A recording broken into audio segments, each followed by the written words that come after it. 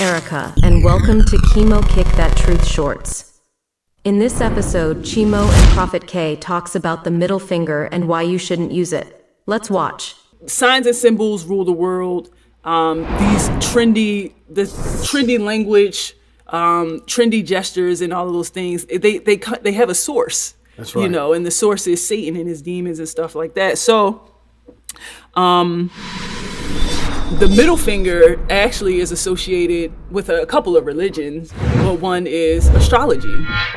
You know, and so each finger represents a planet in astrology, and the middle finger represents Saturn. That's right. And Satan is also sometimes referred to as Saturn and things like that. But that's just another. That's just, you know, we could explain and go down this rabbit hole all day. You know what I'm saying? But yeah, so Saturn is definitely connected to Satan and things like that. But it's also attributed to astrology. It's attached to the chakras. The middle finger is attached to the throat chakra and things like that, which is also a lot of the reasons why you have a lot of singers singing to Saturn. Yep. If you didn't know that. The most recent, I think SZA has a song. Kick that truth. Kick that truth. So I think SZA, you funny. SZA has a song about Saturn featuring Ariana Grande. I think it's a remix to it or whatever. And then most popularly, I guess in the last couple of years, Ariana Grande had just released an album, and she has a song with it called Seven Rings, which we know Saturn has 7 rings. She has an interlude on that album called The Hidden Messages. Yeah, exactly. Saturn's Return. You know, things like that, you know. And I think in that interlude, she has an astrologer actually talking about Saturn's return, and it's supposed to be about the renewal and the growth.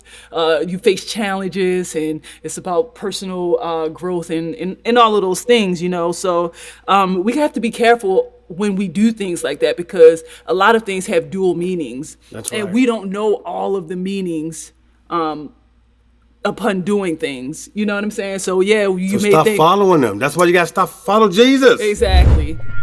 So I want to give you a prophecy that the Lord said right here. He says that you will reap what you sow. In latent terms, worldly terms, you understand it. What you put out in the universe, you're going to get back, even though it's not in the universe. It's just what you're doing. It comes back. What you reap, what you sow. Yeah, you will get. You know, he's saying that he will punish and repay, because it's an offense to God. Mm-hmm. Some of you are going to shorten your life if you don't repent. Keep putting these gestures or putting that middle finger up in pictures and things like that. Mm-hmm. When you die, that demon's going to come and say, Lord, at judgment, now Revelation, put up Revelation, Erica, for me, please. Right away, Prophet. Here it is. Revelation 12:10. And I heard a loud voice saying in heaven, now is come salvation, and strength, and the kingdom of our God, and the power of his Christ. For the accuser of our brethren is cast down, which accused them before our God day and night. Thank you very much. You're very welcome. It says the brethren that is cast down. You hear that? Mm-hmm. Accuses us before our God day and night. Mm-hmm. That's our cue. Don't lose your life. Don't lose your life, don't lose your soul.